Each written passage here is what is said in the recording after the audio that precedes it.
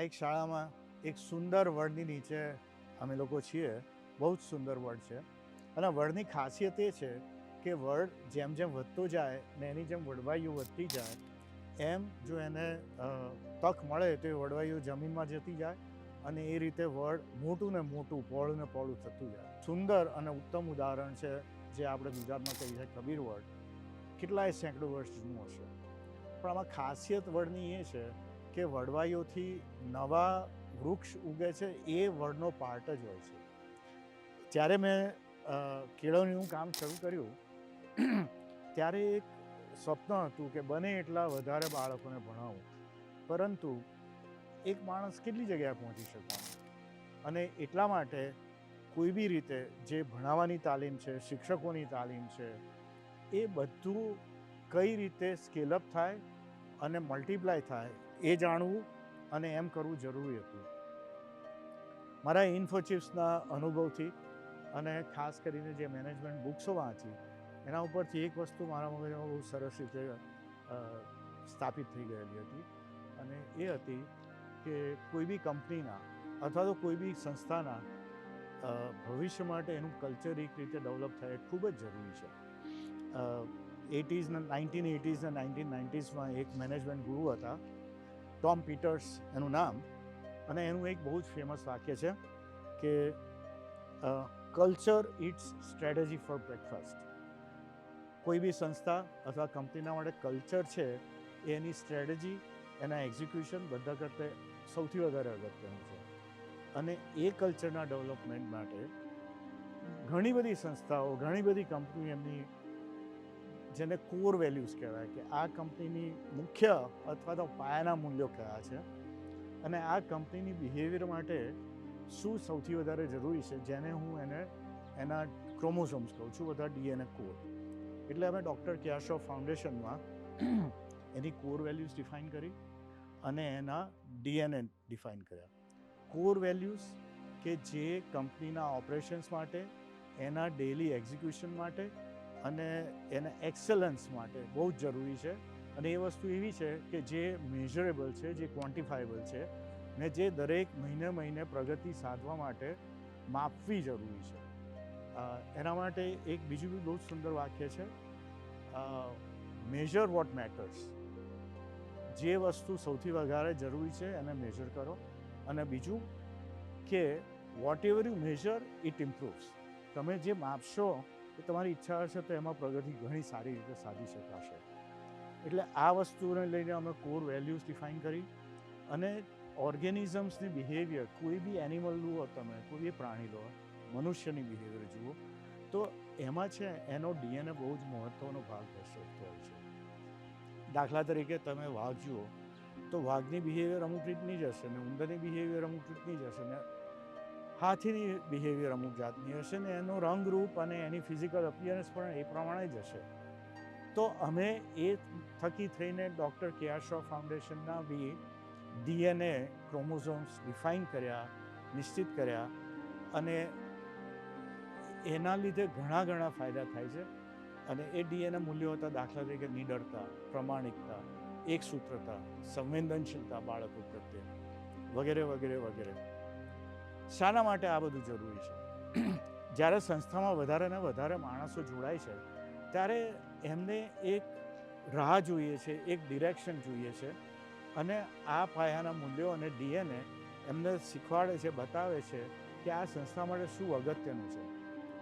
એનો મારો એક ફેવરિટ દાખલો છે લાઇટ. આપણે ઓર્ડિનરી લાઇટ છે એ તમે ચંદ્ર ઉપર ફેંકો તો આકાશમાં લગભગ 3 કિલોમીટર પછી અસ્તવ્યસ્ત થઈ જશે ને જોવા નહીં મળે. પણ લેઝર લાઇટ લેશો, જે ઓર્ડિનરી લાઇટના જે ફોટોન્સ છે એ જ વસ્તુ છે, પણ એક જ ડિરેક્શનમાં એક જ વેવલેન્થ ઉપર માર્ચ કરે છે. અને એ જ ફોટોન્સ જે ઓર્ડિનરી લાઇટમાં 3 કિલોમીટર પછી ગાયબ થઈ જાય છે, એ ચંદ્ર જે 2.5 લાખ માઇલ દૂર છે ત્યાં સુધી બી પહોંચે છે. આ એની શક્તિ છે. પાયાના મૂલ્યો આખી ટીમવર્ક કરવા માટે, સંસ્થાને જોડવા માટે, સંસ્થાના ઓપરેશન્સને એકદમ સ્મૂથ કરવા માટે અને સંસ્થાની ખાસિયત વધારવા માટે એકદમ જરૂરી છે. અને આ કોર વેલ્યુઝ અને ડીએનએથી અમારી સંસ્થાના ઘણા કાર્યકરોને, ઘણા શિક્ષકોને એમની પર્સનલ લાઈફમાં બી ઘણો ફાયદો થાય છે. એક ડૉક્ટરથી ભૂલ થાય તો એક દર્દીનું મૃત્યુ થાય છે, એક વકીલથી ભૂલ થાય તો એક નિર્દોષને સજા થાય છે, પણ જો એક શિક્ષકથી ભૂલ થઈ જાય તો આખો સમાજ ખાડે જાય છે. આ વાત મને ડૉક્ટર કે.આર. શ્રોફ ફાઉન્ડેશનમાં જોડાયા પછી, સંસ્થાની જે શિક્ષકોની તાલીમો છે એમાં જોડાયા પછી અને સંસ્કાર સિંચનની તાલીમો લીધા પછી મને આ વાતને ખ્યાલ આવ્યો. જ્યારે હું સંસ્થામાં જોડાઈ ત્યારે સંસ્થામાં જોડાવાનો પર્પઝ ફક્ત સેલરી જ હતો. મને ખબર જ નહોતી કે સંસ્થાની અંદર આવા અવનવા કાર્યક્રમો થાય છે અને આ પદ્ધતિથી ભણાવવાનું થાય છે. જ્યારે હું સંસ્થામાં જોડાઈને કામ કરવાની શરૂઆત કરી તો એ વખતે મારા જે કામનું જે એ હતું એ ખૂબ જ અનિયમિત હતું. હું મારા કામની અંદર ખૂબ જ અનિયમિત હતી. પોર્ટલના લગતું કામ હોય એ પણ મારું અનિયમિત થતું. ટાઈમ ટેબલને હું ફોલો ના કરી શકતી.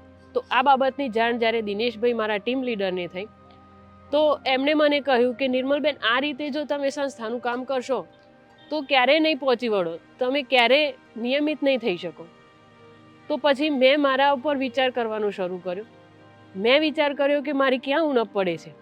તો મને જાણ થઈ કે જે મારે યુનિટ ચલાવવાનો હોય, યુનિટ ચલાવવામાં વધારે પડતું ડીપમાં ઉતરી જવાથી હું એ યુનિટ સમયસર પૂરો ના કરી શકતી અને જેથી એ ટેસ્ટ પણ સમયસર ના લઈ શકતી. તો પછી જ્યારે શિક્ષકોની તાલીમો યોજાઈ, જ્યારે વેન્ચર ક્લાસ યોજાયા અને વેન્ચર ક્લાસમાં અરવિંદભાઈ સાથે જ્યારે હું કોન્ટેક્ટમાં આવી તો એમની પાસેથી ટાઈમ મેનેજમેન્ટ મને બહુ સારી રીતે શીખવા મળ્યું. મને ખ્યાલ આવ્યો કે સમયનું શું મહત્ત્વ છે. આ રીતે મારા જે પ્રોફેશનલ લાઈફ છે એની અંદર ખૂબ જ પરિવર્તન આવ્યું. સાથે સાથે સંસ્થાની અંદર લાઈવ ક્લાસ પણ થતા હોય છે. તો જ્યારે લાઈવ ક્લાસની શિબિરો મેં કરી અને એ લાઈવ ક્લાસની શિબિરો કર્યા પછી આ લાઈવ ક્લાસ મેં બાળકો સુધી પહોંચાડ્યા ત્યારે મને ખરેખર ખબર પડી કે ના, આપણા પ્રોફેશનલ લાઈફ સિવાય પણ આપણો પોતાનો પર્સનલ ગ્રોથ પણ કેટલો જરૂરી છે. અને એ બાળકો સુધી પહોંચાડતા મારા પોતાનામાં ખૂબ જ પરિવર્તન આવ્યું છે. આ તમામ પ્રક્રિયામાંથી પસાર થઈ અને હું લગભગ હવે મારા કામની અંદર નિયમિત થઈ રહી છું અને આજ મારી નિયમિતતા અને સંસ્થા પ્રત્યેની પ્રતિબદ્ધતા જોઈ અને આ વર્ષે મને સંસ્થાએ 6 સ્કૂલોમાં કામ કરવાના નવા પ્રોજેક્ટની અંદર કામ કરવાનો મોકો આપ્યો છે. આ જ્યારે પ્રોજેક્ટ આપ્યો એને પહેલાં મારી 2 સ્કૂલો હતી, નૂતન ફેલોશિપ હાઈસ્કૂલ અને જેડી પટેલ હાઈસ્કૂલ ખેડબ્રહ્મા. તો આ બંને સ્કૂલોની અંદર પણ 10મા ધોરણના બોર્ડના પરિણામમાં ખૂબ જ સારું પરિણામ મળ્યું અને આ સારા પરિણામના કારણે મને આ નવીન પ્રોજેક્ટની અંદર કામ કરવાની તક મળી. એ બદલ હું સંસ્થાનો, પ્રતુલ સરનો, મારા ટીમ લીડર સાહેબ, મારા ક્લસ્ટર હેડ સાહેબ અને મારા ઝોનલ હેડ સાહેબ તમામનો હું હૃદયપૂર્વક ખૂબ ખૂબ આભાર માનું છું. તમારા ફાઉન્ડેશન થકી અમારા શાળાની અંદર અહીંયા નિર્મલ મેડમ આવ્યા. તે ધોરણ 10માં અને ધોરણ 9માં અંગ્રેજી જે ભણાવે છે એનાથી બાળકો ખૂબ જ સંતુષ્ટ છે. એમના કુટુંબીજનો બી ઘણો ફાયદો થાય છે. એમની આસપાસના મિત્રવર્તુળમાં અથવા સમાજમાં બી ઘણા લોકોને ઘણો ફાયદો થાય છે અને એમનો પોતાનો પર્સનલ વિકાસ થાય છે અને એની સાથે સાથે સંસ્થાનો બી વિકાસ થાય છે. મારા માટે આ કોર વેલ્યુઝ અને ડીએનએ એસ્ટાબ્લિશ કરવા અને એને ઇમ્પ્લિમેન્ટ કરવા એ સફળતાની એક ચાવી છે.